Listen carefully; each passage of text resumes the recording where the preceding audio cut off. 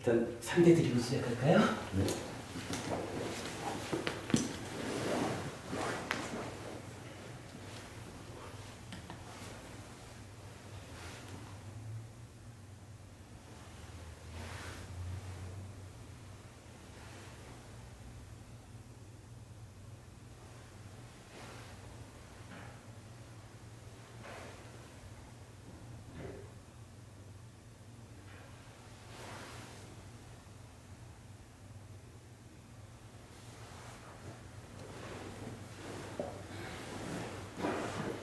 편히 앉으십시오.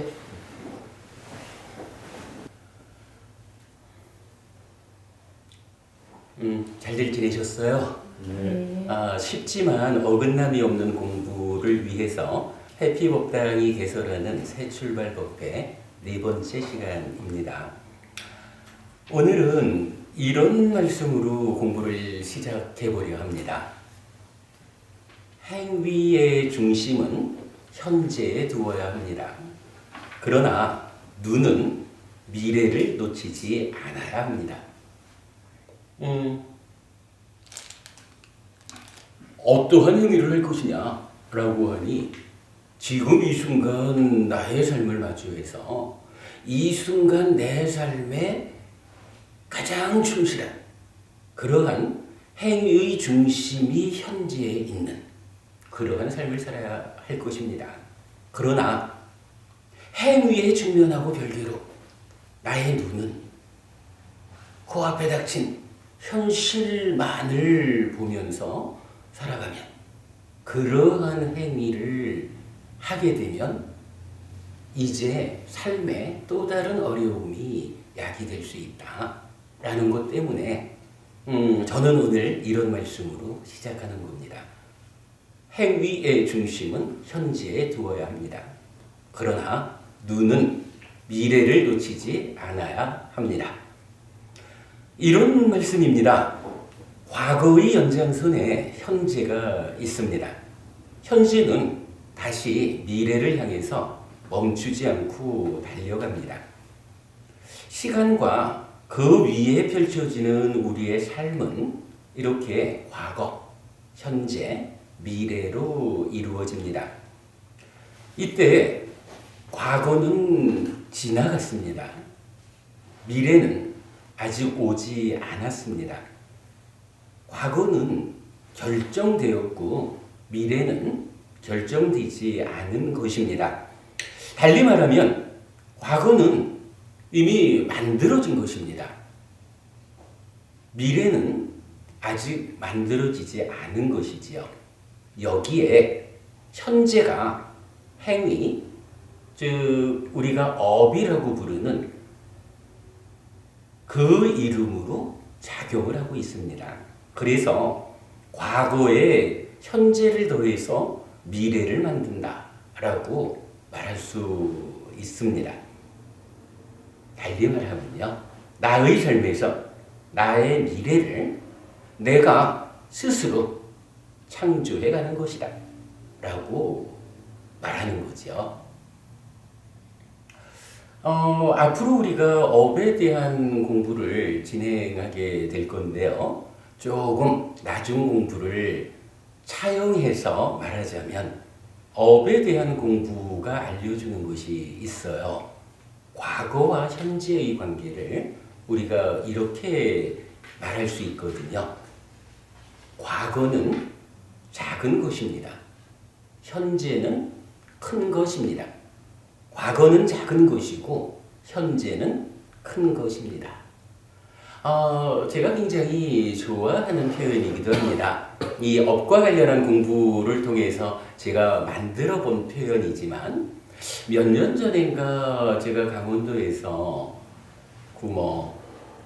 인제죠. 강원도 인제면 꽤 좀 먼 곳이에요.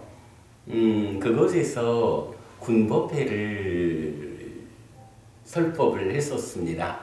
그때 그야말로 그 20대 젊은 청년들과 함께하는 자리에서 업에 대한 이야기를 제가 설명하면서 그렇게 정리를 했었고, 아이들한테 따라해 봅시다 라면서 과거는 작은 것입니다. 현재는 큰 것입니다. 과거는 작은 것이고 현재는 큰 것입니다. 라고 하니까 한 100명쯤 되는 젊은 이들이 따라해 주니까 아주 멋있더라고요. 말한 저도 흥겨웠고 말하는 젊은이들도 아직까지 오래 살지 않은 젊은이지만 그러나 자기의 과거를 뒤돌아보면서 참으로 작은 것인 과거에 묶여가지고 나의 삶이 초라해지지 않을 것이다. 과거는 작은 것이고 지금 살아가는 나의 현재가 참으로 큰 것이고 힘 있는 것이어서 나는 나의 현재를 스스로 결정하고 그 힘이 작용해서 더 멋진 미래를 앞에서 읽었죠. 나의 미래를 내가 스스로 창조해 갈 것이다. 참 그 20대 젊은이들이 한 100명쯤 모여가지고 다 함성을 외쳐주니까 너무 멋있더라고요. 제가 굉장히 좋아하는 표현이고요. 정말로 업과 관련해서 경전이 알려주는 바에 의하면 우리가 살아온 과정 그것도 따지면 이 몸으로 살아온 과거도 있어요. 한 5, 60년씩 우리가 살았을까요? 그런가 하면 사실은 우리의 과거라는 것은 이 몸 이전에 살았던 과거들도 있는 거예요. 경전에 의하면 도대체 우리가 언제부터 생겨나서 윤회하기 시작했는지 이 부분에 대해서는요. 부처님 그러셔요. 중생들의 윤회의 시작점은 알려지지 않는다. 드러나지 않는다. 왜? 무명에 덮이고 가래에 묶여서 중생들의 윤회의 출발점은 드러나지 않는다. 이 이야기는요. 우리가 얼마의 과거를 살아왔는지 모르는 어마어마한 삶의 과정을 이미 거쳐왔다라는 거거든요. 뒤에 우리가 상세히 공부할 기회가 있겠지만 왜 그 과거들을 보지 못하느냐라고 하면 무명이라는 곳이 우리를 덮고 있어요. 그 가운데 가래라고 하는 곳이 우리를 얽어매고 있어요. 그러다 보니까 볼 수 없어서 보지 못하는 게 아니고 내가 스스로 볼 수 없는 상태를 만들어버린 거예요. 그래서 보이지 않는다. 이렇게 말씀하셔요. 그러나 어쨌든 그건 좀 다른 이야기고 과거가 이렇게 많은 세월로 사라져 왔다. 그러나 부처님이 알려주시는 우리 삶의 이야기가 참으로 긍정적이고 우리 삶이 행복할 수 있다 라는 가능성을 제공하는 것은 어쨌거나 그 과거는 작은 것이라는 거예요. 그리고 지금 나의 삶이 내가 참으로 가르침에 의지해서 올바른 삶을 힘있게 살아갈 것이냐 아니면 가르침도 배우지 못하고 이러저러한 조건들에 휩싸여 가지고 초라한 삶을 살아갈 것이냐. 과거에 만들어 쌓아놓은 것보다 더 큰 힘을 가지고 내 삶에 작용하는 것은 지금 내가 어떻게 사는 것일까? 라고 알려주고 있거든요. 하여간 뒤에 우리가 이 부분은 좀 상세히 공부할 겁니다.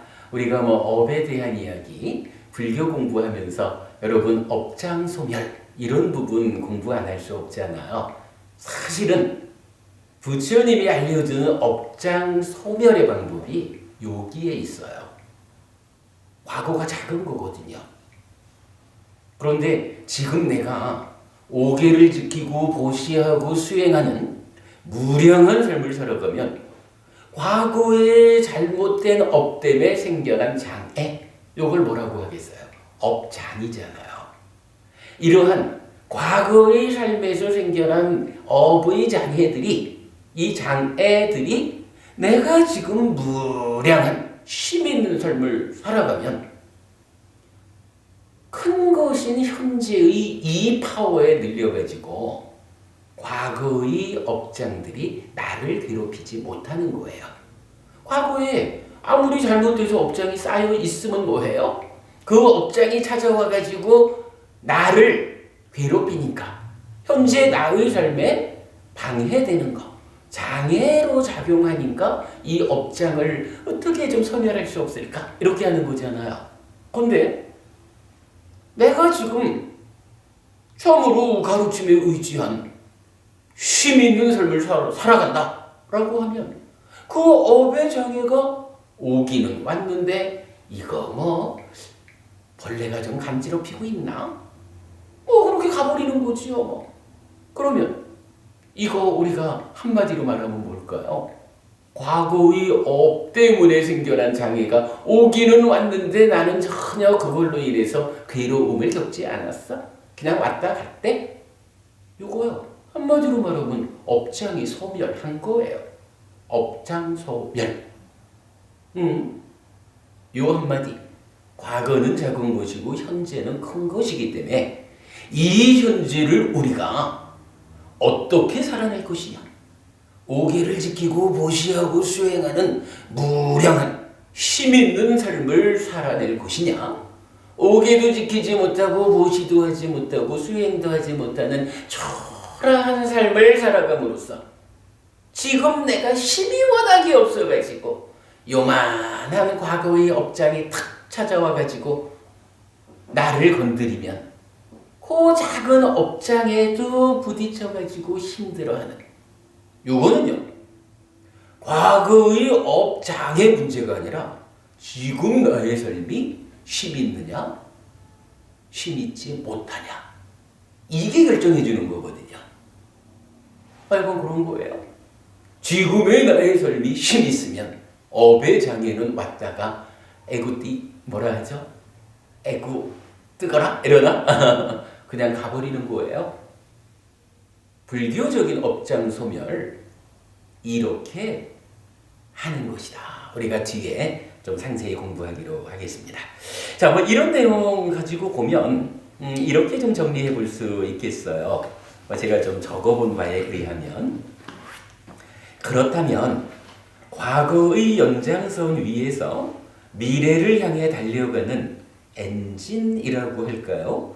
행위의 중심을 두어야 하는 현재는 이렇게 큰 것인데 눈이 미래를 놓치면 눈앞에 달콤함을 쫓는데 급급해서 이 행위가 커다란 위험을 부르게 될 것이다. 그래서 우리는 이렇게 말하는 것입니다. 눈은 미래를 놓치지 않아야 합니다. 그죠? 과거로부터 와가지고 지금을 살거든요. 지금을 열심히 살고 있는데 내가 미래를 볼 줄 몰라. 나의 눈이 그저 코밑만 바라보고 있어. 열심히 가는데 이게 방향을 잘못 잡아서 내가 가고자 하는 업장이 소멸되고 행복으로 가득한 저 길로 가지 못하고 딴 길을 가고 있어. 요거는요 한 가지 이유예요. 눈을 들어서 내가 가고자 하는 곳을 바로 가고 있는지 쳐다보면서 가면 문제가 안 생겨요. 근데 쳐다보지 못하고 발밑만 바라보고 가다 보면 어디로 가는지 모르는 거예요. 살기는 되게 열심히 살았는데 정작 만들어낸 거는 별게 없어. 행복하지 않아. 이런 일이 생길 수가 있죠. 그래서 우리가 이렇게 말하는 거예요. 눈은 미래를 놓치지 않아야 한다. 예, 이 부분 좀 시작하는 말씀으로 선택을 했고요. 뭐 이런 이야기를 사실은 뜬금없이 하는 것은 아닙니다. 과거, 현재, 미래 이야기를 꺼내기는 했는데 이거 사실은요. 요즘 우리가 하는 공부와 관련해서 좀 짚어보려고 하는 겁니다. 요즘 우리가 어떤 공부하나요? 세상을 보는 바른 시각, 즉 정견이죠. 바른 견해.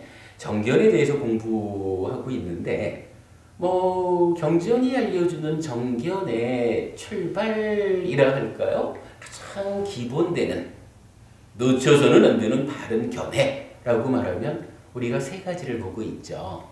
빠야시경이 알려주는 첫째로 뭐죠? 저 세상은 있다. 둘째로 화생하는 중생은 있다. 셋째로 선악의 행위는 과와 보가 있다. 요 세 가지죠. 그래서 저 세상은 있다라는 이 한 가지 견해가 몸과 마음으로 이루어진 내가 살다가 100년 안팎의 시간에서 몸이 기능이 다해서 떨어져 나가죠. 죽는다라고 말하는 이때에 이 마음이 몸 따라 죽는 것이 아닙니다. 몸 따라 죽지 못하는 이 마음이 새로운 몸과 만나서 새로운 삶을 이어가야 합니다. 언제까지인가요? 수행을 통해서 해탈해서 윤회에서 벗어나는 그 시점까지 사실은 죽고 싶어도 죽지도 못하는 것이 이 마음이다라고 부처님은 알려주셨죠.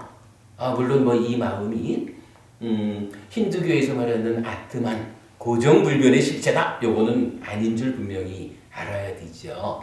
요거 윤회는 아트만이 하는 거요 라는 잘못된 알매 떨어져가지고 윤회하는 거 불교 이야기 아니요, 인도 이야기요, 요렇게 말하는 것은 사실은 윤회하는 줄만 알았지 부처님이 알려주는 윤회는 삶의 과정, 매 순간순간의 행위를 조건으로 변화하는 이 마음이 몸과 함께하는 과정에서 몸 따라 죽지 못하는 이러한 삶의 여정이 윤회다라고 부처님이 알려주시는 힌두교 윤회와 다른 우리 삶의 실상으로서의 윤회를 모르고 하는 이야기죠.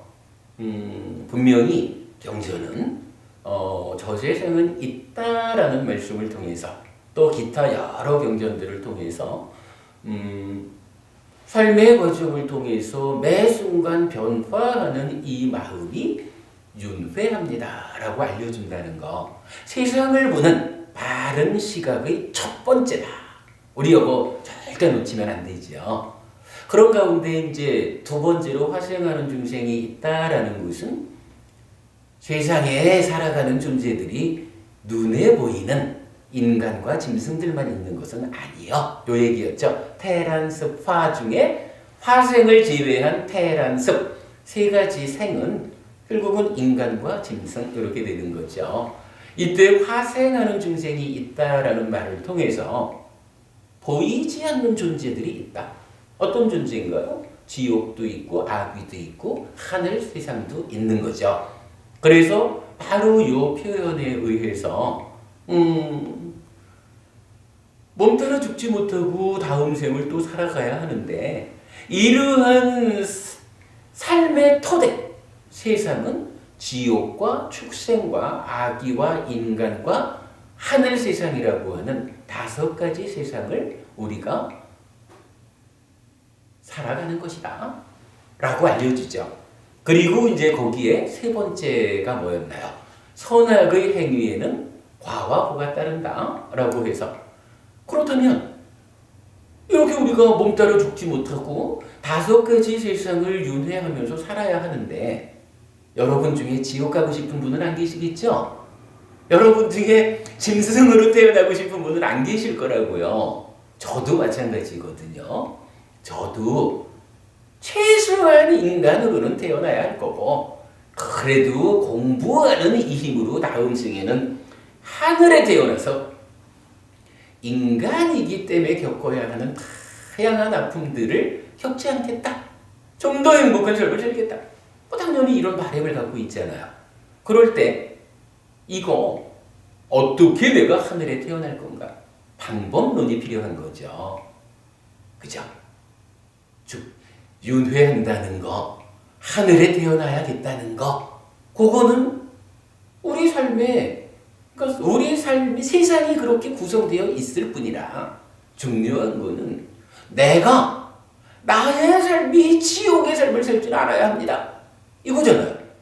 가장 중요한 것은 어떻게 하면 내가 하늘에 태어날 것인가.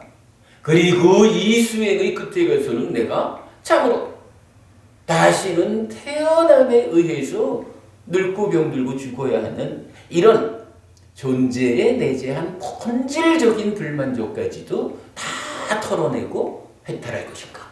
여기까지 가는 방법이 필요하잖아요.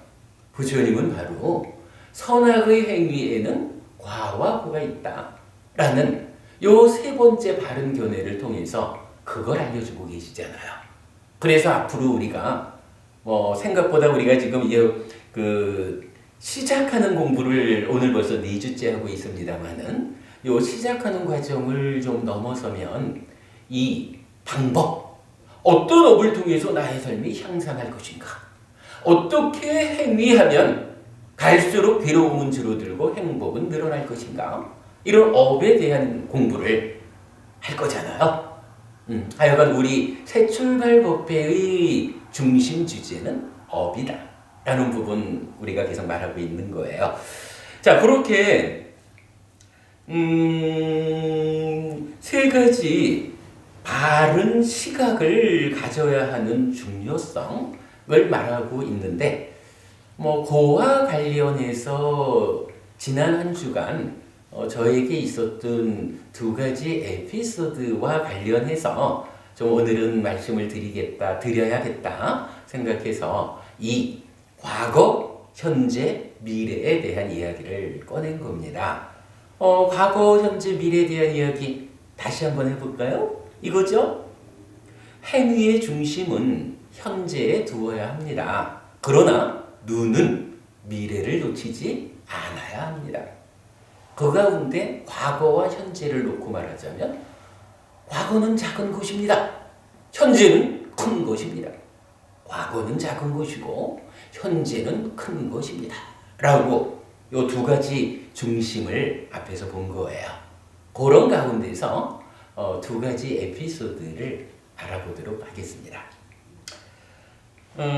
첫 번째 에피소드는 이런 겁니다. 어떤 법회 동영상을 보았어요.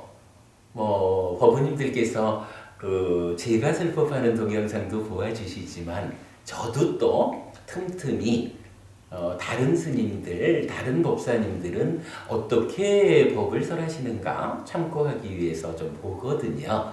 그런데 그 동영상에서 어떤 분이 질문을 한 겁니다. 이렇게 질문했어요. 스님, 저 세상이 있습니까? 그러니까 스님의 답변이 있으면 어떻고 없으면 어떻습니까? 지금 살기도 여유롭지 못해? 바빠 죽겠어? 거기에 죽은 다음의 이야기까지 보태서 고민을 더 합니까? 그죠? 지금 잘 살면 됩니다. 그러면 만약에 저 세상이 없으면 지금 잘 사는 거로 족하고, 저 세상이 있으면 지금 잘 사는 힘으로 좋은 데 가겠지. 이렇게 답변을 하신 거예요. 그야말로 우레와 같은 박수가 뒤따르는 멋진 답변이죠. 멋있죠? 그런데요, 우리가 사실은 중생으로의 삶이라는 데서 그래도 또 주목해야 되는 게 멋있다라는 거하고 사실이다라고 하는 것은 같지 않을 수도 있어요. 저는 이 부분을 보고 좀 생각을 해봤어요. 멋있기는 하지만 사실은 생각해볼 문제다 라고 본 거예요.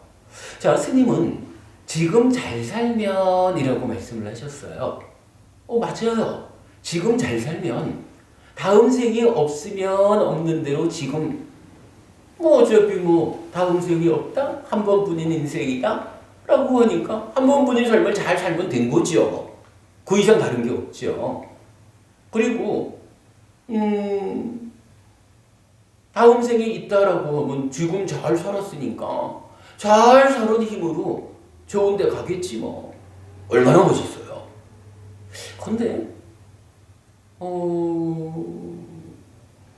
우리가 정말 주목해야 되는 것은 이 이야기인 거예요.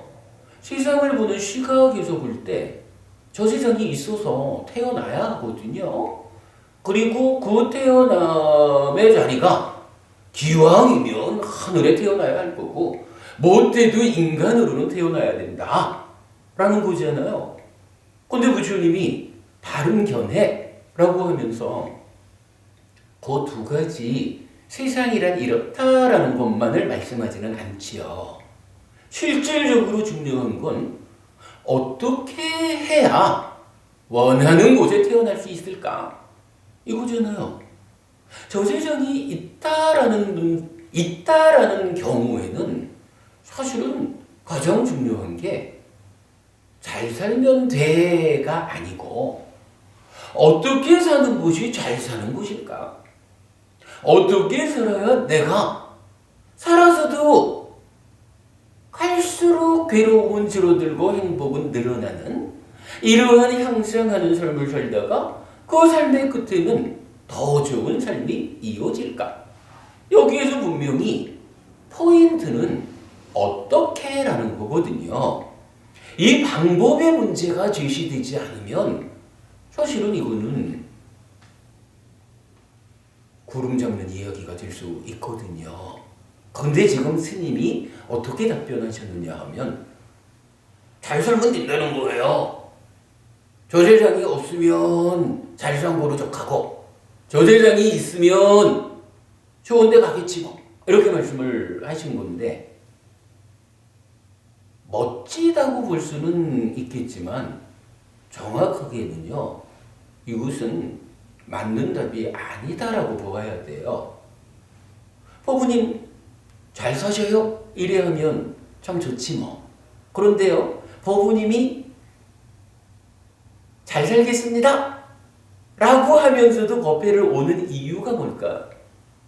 사실은 하나예요. 어떻게 하면 잘 살 수 있습니까? 부처님께서는 어떻게 사는 것이 잘 사는 것이라고 가르쳐 주셨습니까? 우리 삶이 어떠한 것이기에 이러한 삶의 현실에 견주어서 어떻게 사는 것이 잘 사는 것이라고 가르쳐 주셨는지 법부님 그 답변이 필요하니까 그 어떻게라는 그 이야기를 위해서 사실은 법회 오는 거죠. 뭐 잘 살면 되는 줄 몰라서 법회 오는가? 어떻게 잘 살까? 그게 필요해서 오는 거죠. 제가 볼 때는 그렇습니다. 그래서 이 스님의 동영상을 본 그 에피소드에서 제가 이런 문제점을 지적하게 되었기 때문에 오늘 법부님들께 이 이야기를 좀 알려드려야겠다라는 생각에서 주제로 삼은 거예요. 자, 그러면요, 이거 저 세상이 있습니까? 라고 하는 그 법부님의 질문에 어떻게 답해야 할까? 라고 하면 사실은 당연한 거예요. 저 세상은 있습니다. 라고 답해주면 돼요. 그런데 이제 여기서 사실은 끝나는 건 아니죠. 그 질문자가 다시 물을 수가 있거든요. 그거 어떻게 믿어요? 우리가 뭐 첫 시간에 말했지만 보입니까? 그거 다음 세상이? 안 보이잖아요. 그거 어떻게 믿어요? 사실은 아마도 이 스님이 뭐 그런 부분을 그냥 지금의 충실에 잘 살면 되지 라고 답변하신 데는 이런 2차적인 질문에 대한 어떤 그 방패막이까지도 들어있는 건 아닐까 하는 생각이 좀 저는 들었어요.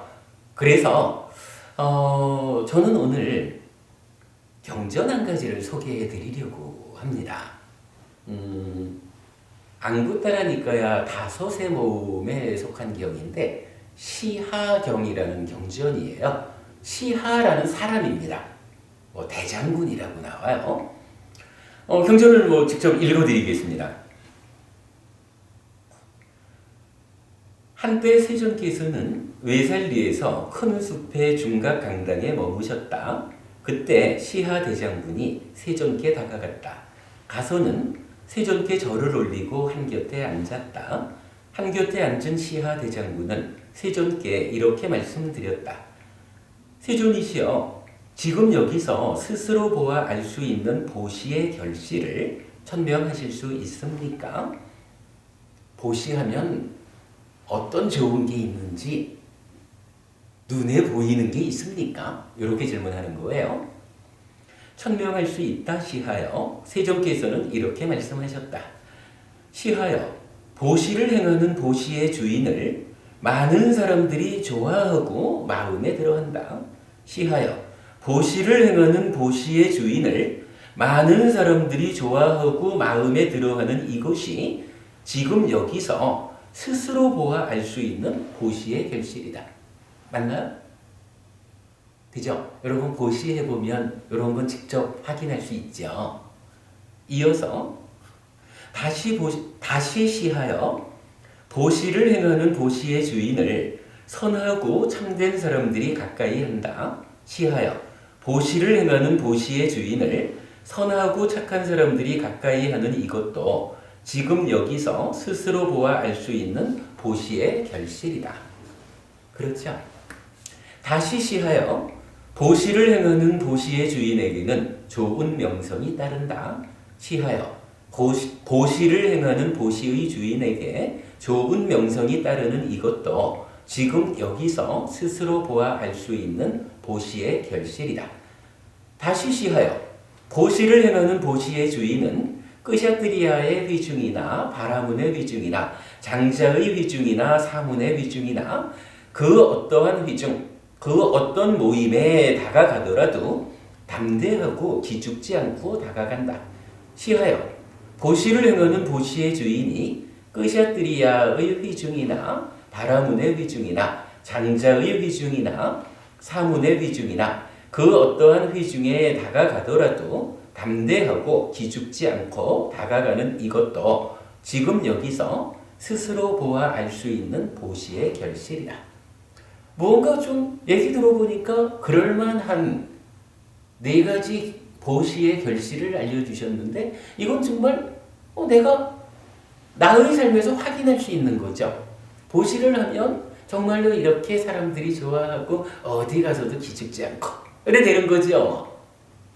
그죠? 눈에 보이는 결실이에요. 요거 별거 아니라고 생각하지 마시고요. 생각해보면 우리가 실제로 내 삶이 이렇게 많은 사람들이 나를 좋아하고 마음에 들어 해주고 정말로 선하고 참된 사람들이 가까이 해주고 그리고 좋은 명성이 따라주고 그리고 어느 자리에 가도 기죽지 않고 당당하게 갈 수 있고 요 정도면요 우리 사는 삶이 그걸 가지고 보시의 결실이라 할까?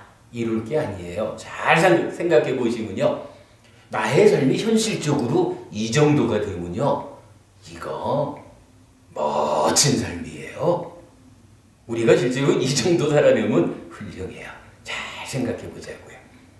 그런가 하면 이제 이어서 부처님 다시 시하여 보시를 행하는 보시의 주인은 몸이 무너져 죽은 뒤 좋은 곳에 태어난다.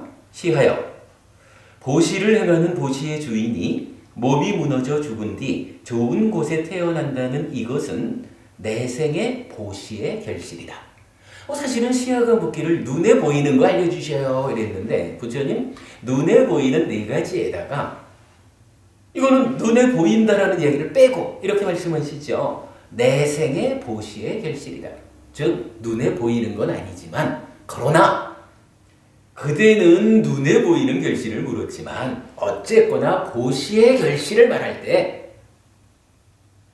죽은 뒤 좋은 곳에 태어난다라는 이거는 빼놓고 말할 수 없는 것이다 라고 해서 부처님이 질문의 영역을 넘어선 한 가지 죽은 다음에 좋은 세상에 태어나는 곳이 보시의 쉼이요 보시의 결실이요 이렇게 알려지잖아요. 자 그랬더니 이제 이어져요. 이렇게 말씀하셨을 때 시하대장군이 세존께 이렇게 말씀드렸다.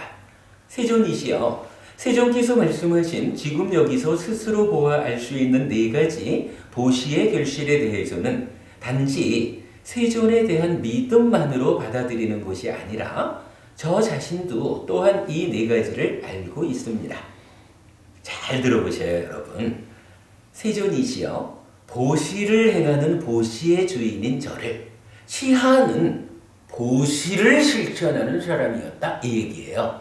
자기 스스로 부처님, 저는 부처님께서 알려주신 그대로 보시를 행하는 사람입니다.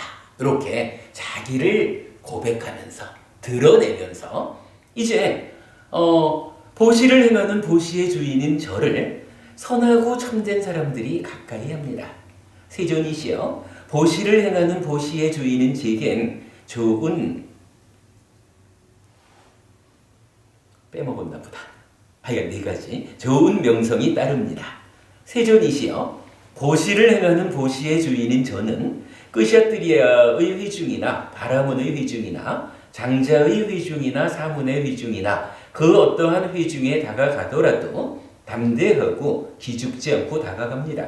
세존이시여, 세존께서 말씀하신 지금 여기서 스스로 보아 알 수 있는 네 가지 보시의 결실에 대해서는 단지 세존에 대한 믿음만으로 받아들이는 것이 아니라 저 자신도 또한 이 네 가지를 알고 있습니다. 스스로 보아 알 수 있는 거니까, 그죠?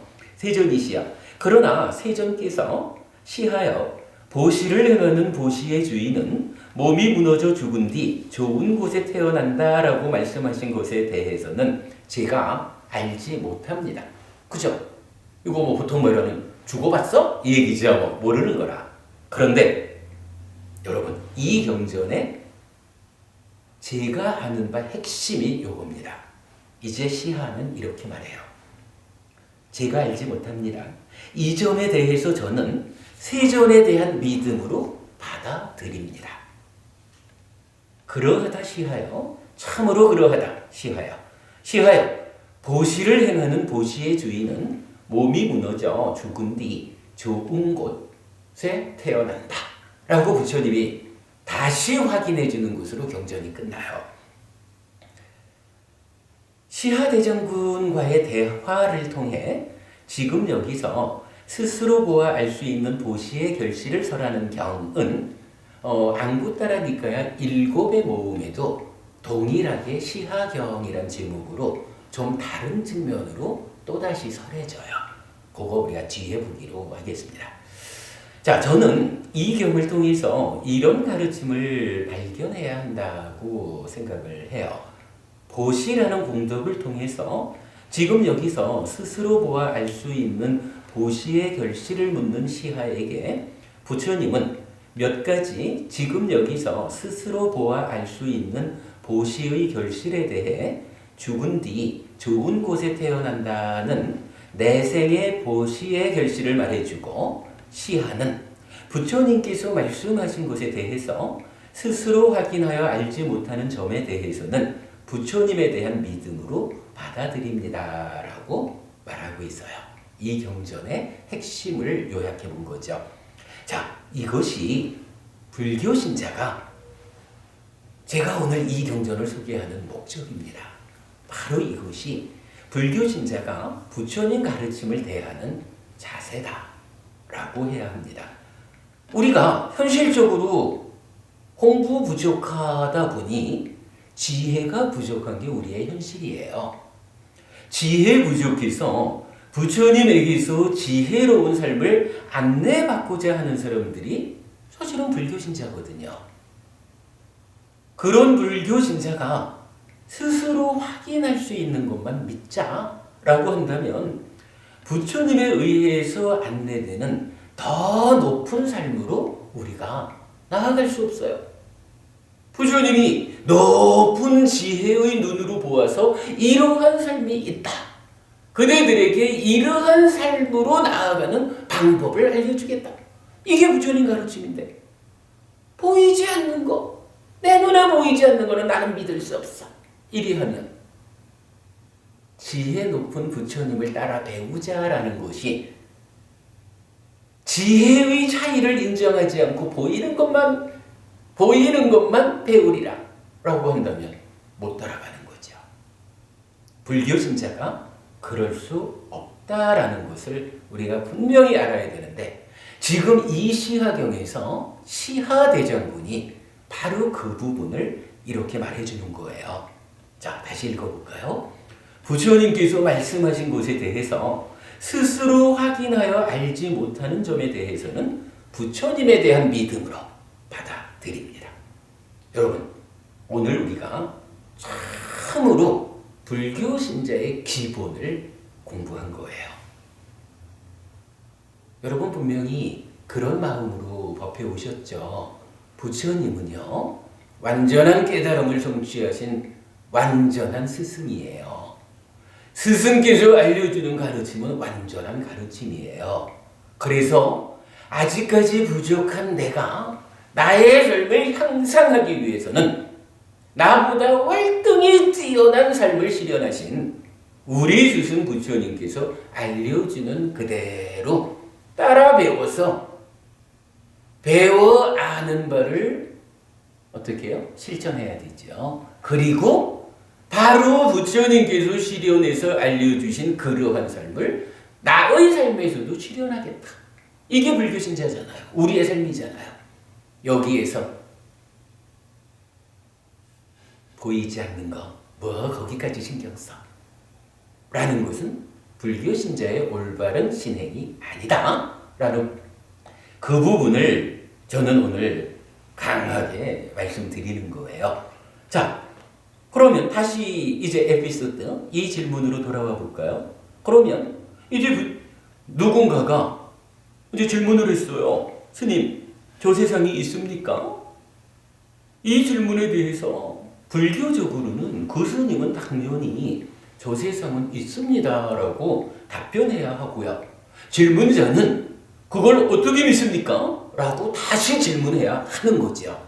다시 질문하면 이때 스님은 이러이러하게 부처님의 가르침을 근거로 제시해 드려야, 참으로 부처님에 대한 믿음 위에서 살아가는 불교 신자의 삶이 이러이러한 부처님 가르침이라고 하는 근거가 제시될 때 참으로 그러하다. 저 세상은 있다. 그러므로 나는 살아서도 행복하고 죽은 다음에는 저 세상에서 더 좋은 삶이 이어질 수 있는 그런 가르침에 의지해서 살아가야 되겠다. 이것이 잘 사는 것이다. 이렇게 와야 이 질문에 대한 완전한 답이 되는 거죠. 여러분, 우리 이거 꼭 보아야 돼요. 그리고 바로 이 질문에 대해서 답이 주어져 있죠. 어떤 답이 주어져 있나요? 바로 지금 우리가 공부하는 이 바른견해 세 가지잖아요. 그죠? 저 세상은 있다. 화생하는 중생은 있다. 선악의 행위에는 과와 있다. 따른다. 이 세 가지 바른견해가 바로 이 질문에 대한 경전적인 근거로 부처님이 알려주는 우리 삶의 현실로 삶을 형성하기 위한 방법론으로 제시되어 있잖아요. 그죠? 이렇게 되면 이 질문에 대한 완전한 답이 이제 주어지는 것이다. 이렇게 봐야 되겠죠? 야, 시간을 많이 썼네요. 두 번째 에피소드는 읽어보는 것으로 정리해야 될 것 같습니다. 자, 두 번째 에피소드입니다. 며칠 전 우리 카페에 가입 인사를 하신 법부님이 계십니다. 카페 아이디가 다음생애예요. 다음생애. 그러니까 이거 이름만으로 보면 뭔가 다음 생에 행복하기 위해서 뭐 이런 느낌을 주잖아요.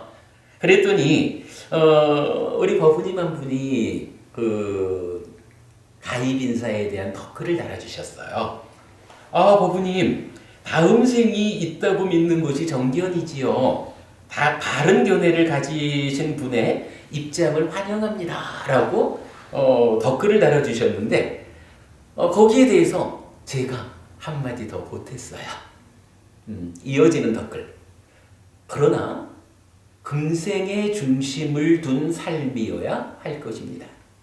가르침에 따라 지금을 현명하게 살아갈 때 금생의 행복과 더 좋은 삶이 연결되는 것이지요. 해피하시기 바랍니다. 라고 제가 댓글을 하나 더 올렸는데, 요거 어찌 보면 좀 자존심 상할 수도 있고, 그래서 눈여겨봤는데, 다음 생의 법부님께서, 가르침 주셔서 고맙습니다. 명심하겠습니다. 이렇게, 또 긍정적으로 댓글을 주셨더라고요.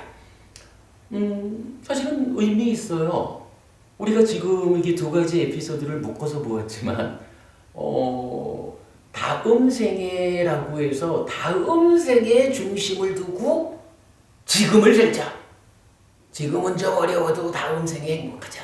만약 이런 의미가 실려져 있다면 이 부분은 분명히 우리가 지적해드려야 하는 주제다. 이래서 두 가지 에피소드로 본 거예요. 자, 아무튼 좀 더 읽어보겠습니다. 이 두 가지 에피소드에서 저는 과거, 현재, 미래에 연결된 삶 가운데 우리는 어떻게 살아야 할 것인지 생각해 보게 된 것입니다.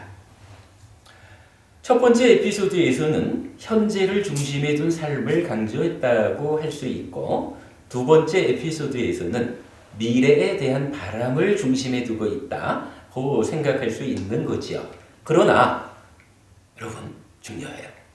미래를 놓친 현재는 브레이크 없는 기관차와 같아서 어떤 과와 보를 초래할지 장담할 수 없는 것이고, 현재가 굳건히 받쳐주지 않는 미래는 꿈속에서나 만나질 수 있는 동화 속 이야기가 될 수 있는 것이다. 위험이 함께하는 것이다. 라는 부분 우리가 꼭 봐야죠. 그래서 오늘 공부를 이렇게 시작한 것입니다. 행위의 중심은 현재에 두어야 합니다. 그러나 눈은 미래를 놓치지 않아야 합니다. 그 가운데 삶의 중심인 현재에 대해서 과거는 작은 것입니다. 현재는 큰 것입니다. 과거는 작은 것이고 현재는 큰 것입니다. 라고 말한 것입니다. 우리 시작 그렇게 했죠.